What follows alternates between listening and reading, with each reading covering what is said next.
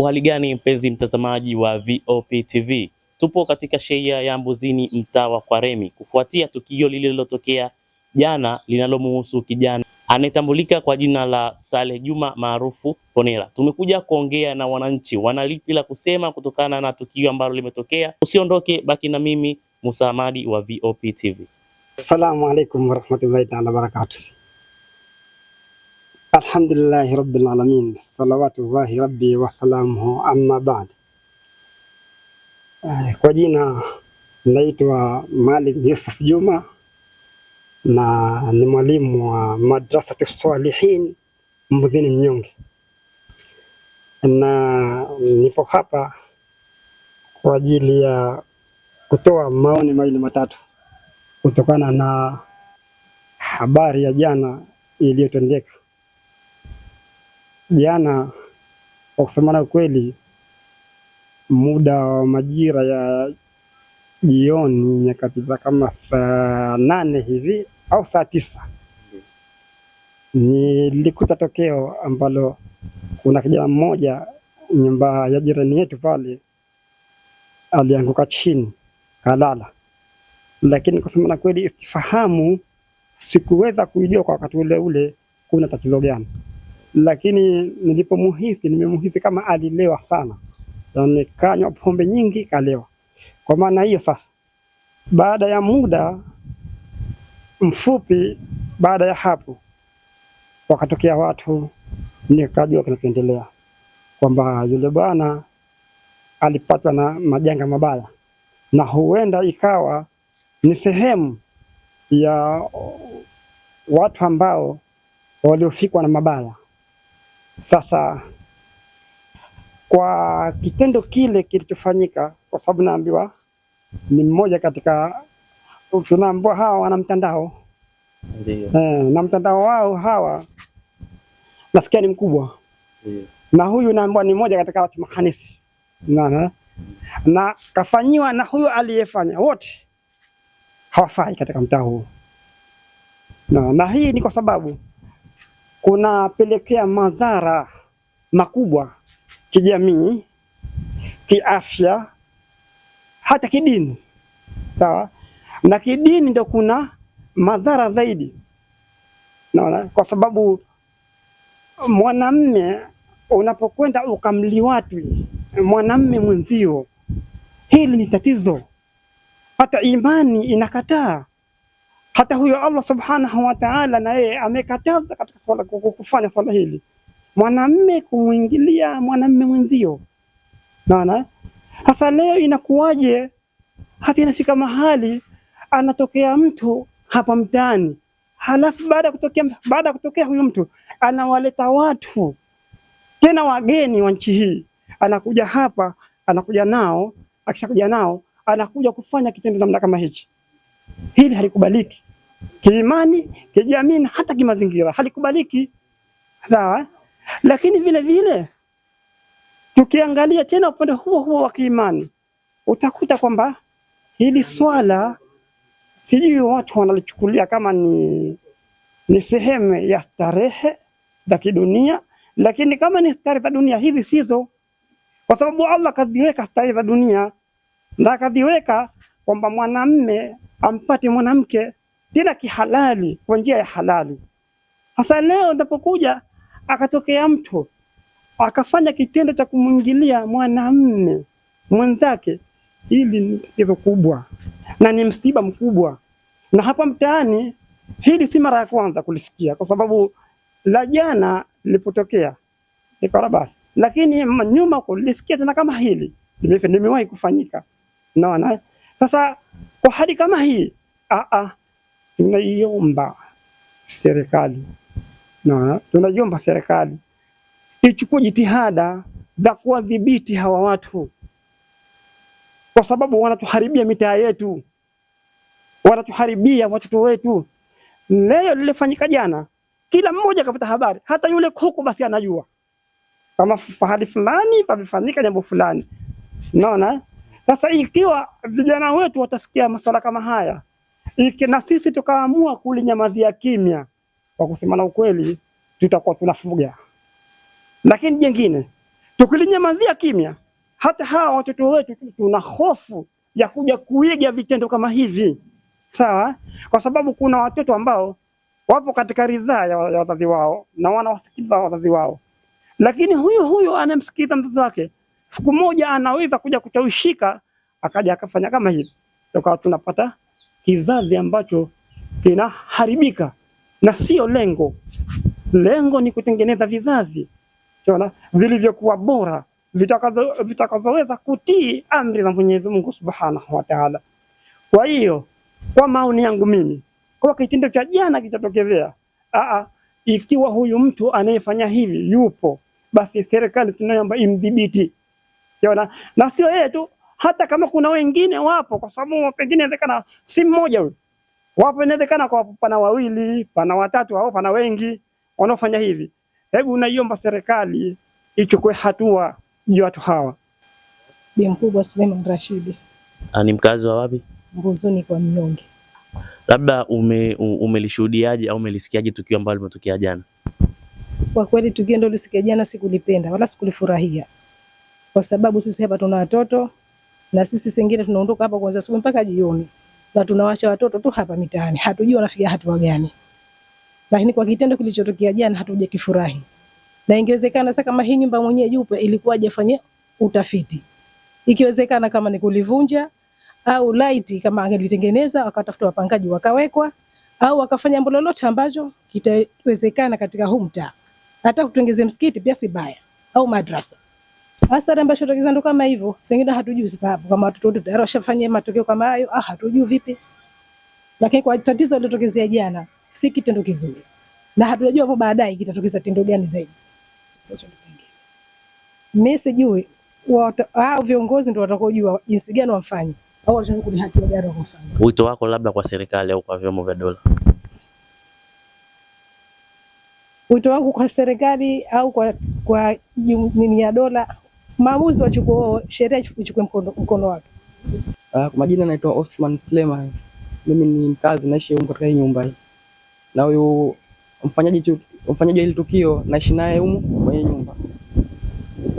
Yaani kifupi, huyu jamaa jana alikuja na yule kijana mwenzake yule. Walikokutana kutoka huko na watu walikuwa wameelewa. Kwa hiyo walikuja mpaka hapa mida saa mchana ile. Kufika hapa nje yule kijana yaani alikuwa na dhamira ya kuja kufanya ile jambo lao huko ndani. Lakini baada hapo kijana akamgomea sasa.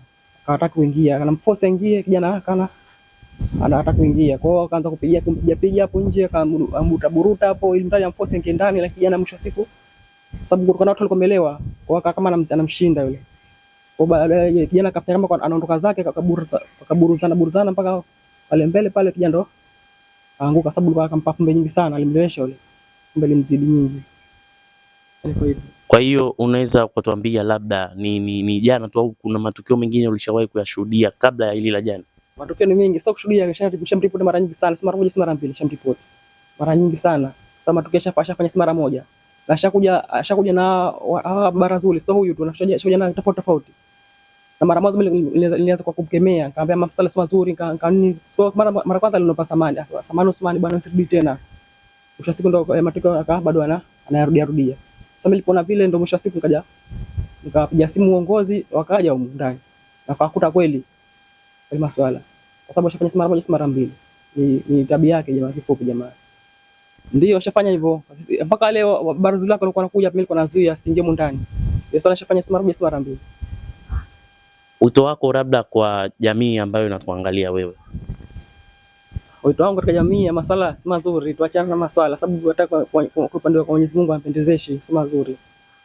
Na wito wako kwa serikali, kwa viongozi?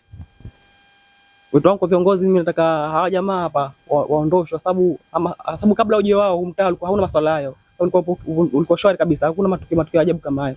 Kwa sababu kuja hao tu ndio matukio ajabu kama haya yanakuepo. Kwa hiyo wito wangu katika jamii, wito wangu katika serikali, hawa jamaa waondoshwe basi. Mtaa ubaki na amani kabisa.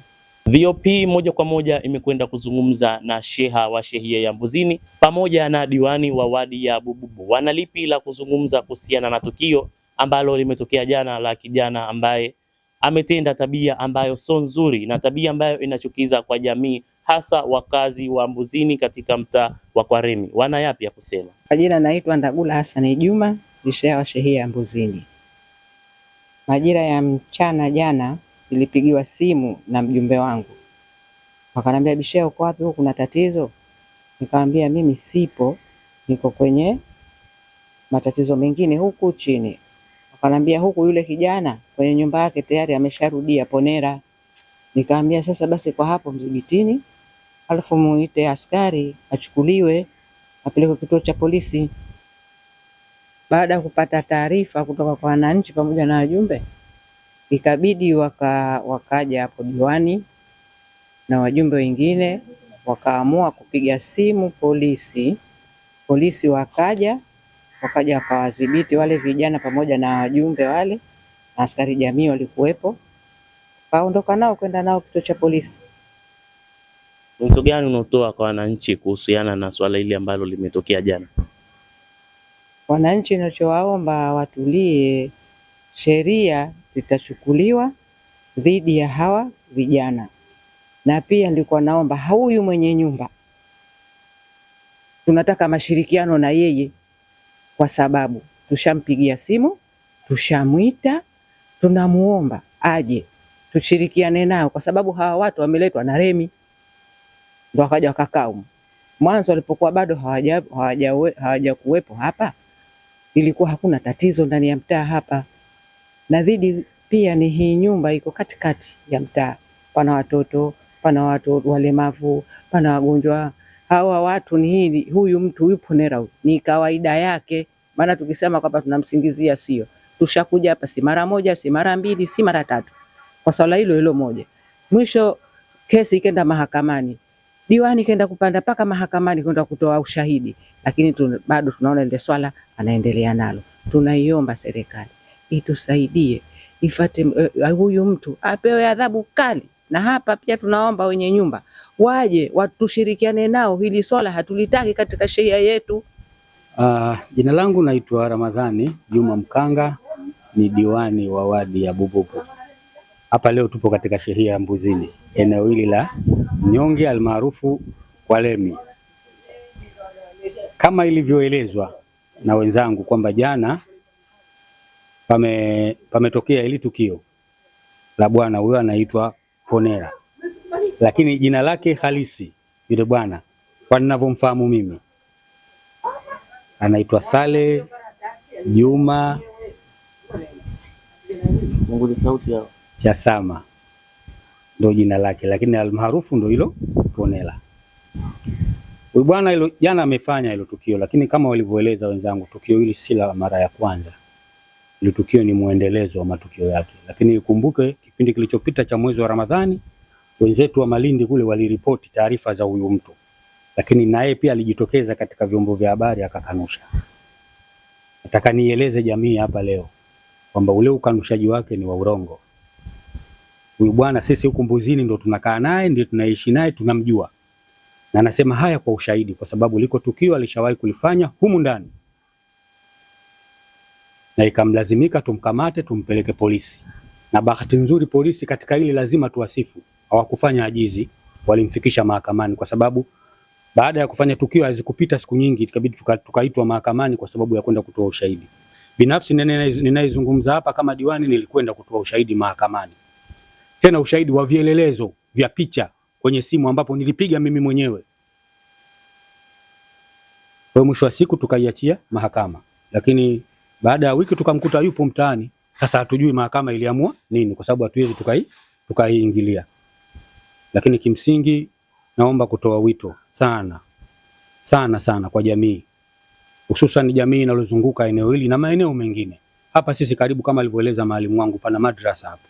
Kama vitendo hivi vinatenda, basi hivyo vitendo jana vilikuwa vikifanyika nje hapo kwenye mgomba na maeneo mengine ambayo ya nje kabla hawajaingia humu ndani. Sasa pale pana madrasa, watoto wanachukua picha gani?